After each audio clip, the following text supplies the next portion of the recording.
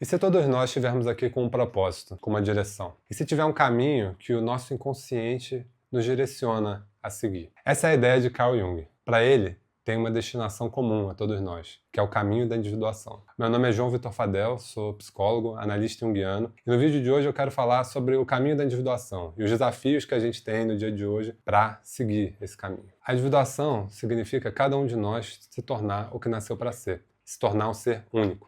Essa ideia já traz uma reflexão muito interessante, que se eu estou aqui para me tornar o que eu devo ser, então eu ainda não sou quem eu sou, de fato. A singularidade de cada um de nós deve ser vista como uma combinação única que existe. Por exemplo, todos nós, cada rosto humano, tem 2 olhos, um nariz, uma boca. São atributos comuns a todos, mas cada boca é diferente uma da outra, cada olho é diferente, cada nariz é diferente. Podem até ter alguns muito similares, mas cada um é único e cada combinação é única também. Isso acontece também na esfera psíquica. E a individuação é o processo de desenvolvimento psicológico que possibilita a realização de cada uma dessas qualidades dentro de nós, viabilizando que a gente consiga alcançar o nosso si mesmo. Esse si mesmo ele é formado pela complementação entre o que há de inconsciente e de consciente na nossa psique. Mas até mesmo para a gente imaginar o que ele é impossível, porque esse si mesmo ele é muito maior do que o que nós somos no momento. É como uma parte tentar enxergar o todo. Não importa o quanto a gente consiga ampliar o nosso campo de consciência, sempre vai ter uma quantidade indeterminável de material inconsciente que pertence a esse si mesmo que a gente ainda não consegue alcançar. Por isso, esse si mesmo sempre vai ser uma grandeza que ultrapassa a gente. Por mais que essa totalidade do si mesmo pareça inalcançável, é imprescindível que a gente caminhe nessa direção. Tem uma frase do Jung a respeito desse assunto, uma citação dele, que é a seguinte: entretanto, quanto mais conscientes nos tornamos de nós mesmos através do autoconhecimento, atuando consequentemente, tanto mais se reduzirá a camada do inconsciente pessoal que recobre o inconsciente coletivo.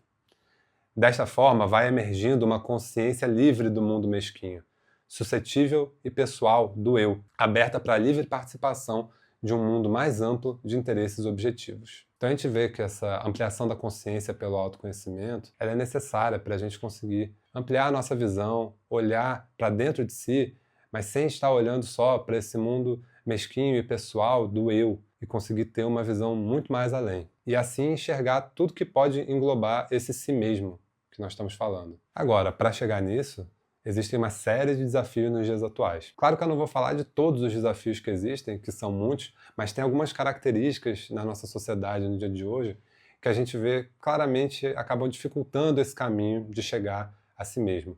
Às vezes muito imediatismo, muita pressão por resultado, excesso de estímulos. Tudo isso pode dificultar esse olhar mais profundo para dentro de si. Isso pode fazer com que se fique cada vez mais alheio aos processos inconscientes, se tornando especialmente difícil da pessoa resistir a vícios e compulsões, para as quais tem uma variedade imensa de ofertas no dia de hoje. Apesar de ser possível dar diversas definições, eu estou chamando aqui de vícios e compulsões aqueles comportamentos que a pessoa ela não quer realizar, mas se vê vencida por eles. É quando o complexo autônomo inconsciente ele é mais forte do que o eu consciente e domina a pessoa.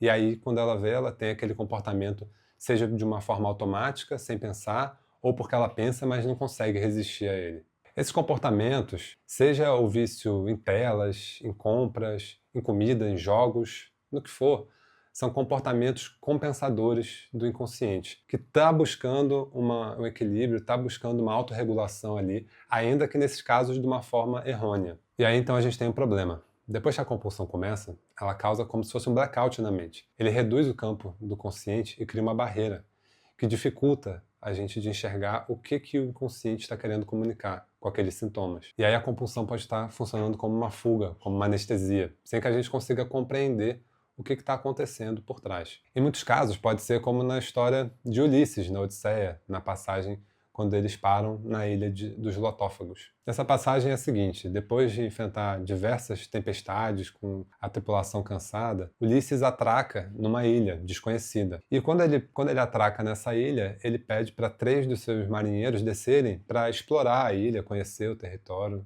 ver o que tinha naquela região. Esses 3 marinheiros então descem do barco e começam a explorar e eles encontram o povo que habitava aquela ilha, os Lotófagos.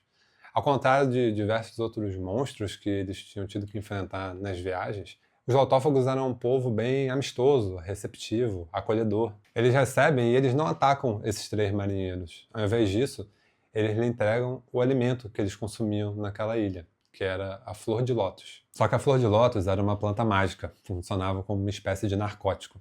E o que aconteceu com os marinheiros quando eles comeram essa flor de lótus? Eles começaram a esquecer, a perder suas memórias. Então eles esqueceram da sua pátria, de Ítaca, eles esqueceram das suas famílias, eles esqueceram de todas as coisas e principalmente eles esqueceram da missão. Qual era a missão deles e o que eles estavam fazendo ali. E perderam qualquer desejo que não fosse o de ficar naquela ilha, desfrutando daquele prazer, daquele estado de anestesia e de ilusão. Ao perceber a demora dos marinheiros, o próprio Ulisses resolve ir procurar eles. E quando ele os encontra, eles estão chorando, mas não de dor. Eles estão chorando porque eles não querem voltar para casa, eles não querem sair daquela ilha. Eles preferem a ilusão de tudo que eles estão vivendo ali do que a dura realidade da jornada de volta para casa. Na hora, o Ulisses já entende o perigo que eles estão correndo. Então ele não discute com os marinheiros, ele não tenta argumentar, não tenta convencer eles de nada. Ele tira eles de lá à força e leva de volta para o barco. Quando chega no barco, ele amarra eles nos bancos. E ele ordena para os marinheiros que tinham ficado, que ainda não tinham comido a flor de lótus, que remem para longe dali o mais rápido possível,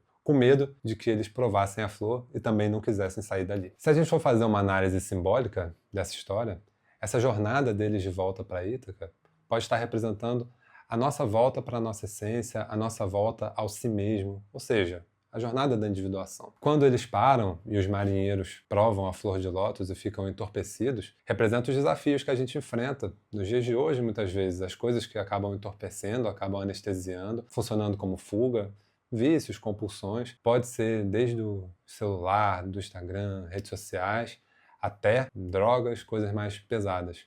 Qualquer coisa que anestesie e faça a gente esquecer de qual que é a nossa verdadeira missão aqui. E Ulisses entra nessa história representando uma consciência superior, que está enxergando todo o cenário. Ele olha para aquilo e consegue entender rapidamente o que aconteceu, consegue entender o perigo que eles estão correndo, e ele não tenta argumentar com aqueles marinheiros.